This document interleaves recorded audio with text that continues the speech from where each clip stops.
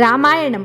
వశిష్ఠుడు భరతుడితో అంటున్నాడు, నాయనా భరత, నువ్వు చేయాల్సిన పనులు ఇంకా చాలా ఉన్నాయి. దిగులుపడి ప్రయోజనం లేదు. ఇది అందరి జీవితాల్లో జరిగేవే. జీవితాలు క్షణభంగురాలు. క్షణంలో ఏవైనా జరిగిపోవచ్చు. గాలికి కదులుతూ ఉండే ఆకు మీద ఉన్న మంచు బిందువుల్లాంటివి మానవ జీవితాలు. ఎప్పుడు ఎలా ఉంటాయో ఊహించలేమో. నీ తండ్రికి దహన సంస్కారాలు చేయాలి. ఇప్పటికే చాలా ఆలస్యమైపోయింది. రా, నీ తండ్రిని చూద్దువు గాని అంటాడు. తైలద్రోణి నుంచి దశరథుడి దేహాన్ని బయటికి తీస్తారు. మామూలుగా ఎర్రగా ఉండే దశరథుడి దేహం పచ్చగా అయిపోతుంది తైలద్రోణిలో పెట్టడం వల్ల. ఆ దేహానికి స్నానం అది చేయించి పల్లకీలో పెట్టి మోసుకొని పోతారు.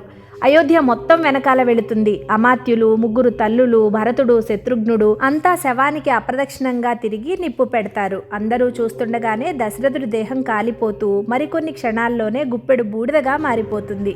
దశరథుడు గొప్ప రాజు. రాజ్యాన్ని గొప్పగా పరిపాలించాడు. ఎందరితోనో కీర్తించబడ్డాడు. ఎన్నో వేల సంవత్సరాలు బ్రతికాడు. రాముడు, లక్ష్మణుడు, భరతుడు, శత్రుఘ్నులకు జన్మనిచ్చాడు. ఎంత బ్రతికినా, ఎలా బ్రతికినా చివరికి ఎవరి జీవితమైనా భస్మాంతమే. విభూతి పెట్టుకోవడంలో ఉద్దేశ్యం అదే. అంతా తిరిగి ఇంటికి వచ్చేస్తారు. తర్వాత రోజు వశిష్ఠుడు చెప్తాడు, ఇది ఇలా జరగాలి. కర్మ 13 రోజులు జరిపిస్తారు. 13వ రోజున అస్థి సంచయనం అంటే అస్థికలు పుణ్యనదుల్లో కల్పిస్తారు. అలా దశరథుడి జీవితం ముగిసింది. మరుసటి రోజు వశిష్ఠుడు భరతుడికి చెప్తాడు, నాయనా, ఇక మిగిలింది రాజ్యం. రాజు లేక రాజ్యం ఇలా ఉంది. దశరథుడు నిన్ను రాజుగా నిర్ణయించాడు కాబట్టి నువ్వు మా రాజువి. మేమంతా నీ అభ్యుదయానికి తోడుగా ఉంటాము కాబట్టి నువ్వు రాజువు కావాలి అని చెప్తాడు. గురుదేవ, ధర్మానికి విరుద్ధంగా మాత్రం నేను పోయే ప్రశ్నే లేదు. నన్ను మన్నించండి.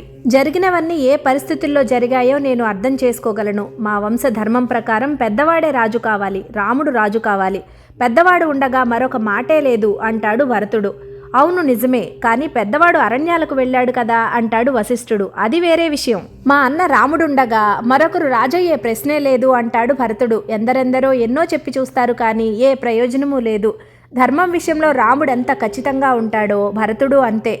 వశిష్ఠుడు, అయితే మరి ఏం చేద్దాం, నువ్వే చెప్పు భరత అంటాడు. సరే, మనమంతా ఒకే మాట మీద ఉందాం. నాకున్న ఏకైక లక్ష్యం ఒక్కటే. నా తండ్రి దశరథుడు తర్వాత నా అన్న రాముడు రాజు కావాలి. ఈ సింహాసనం మీద కూర్చొని అయోధ్యను పరిపాలిస్తూ ఉంటే నేను చూడాలి. ఇలా చేద్దాం, మనందరము వెళ్ళి రాముణ్ణి తీసుకొచ్చేద్దాం. వేరే ఆలోచనే లేదు, అంతే అంటాడు భరతుడు. విన్న అందరూ ఎంతో సంతోషిస్తారు. రాముడు మళ్ళీ వస్తున్నాడన్న ఊహే వాళ్ళందరికీ ప్రాణం పోసినట్టు అనిపిస్తుంది.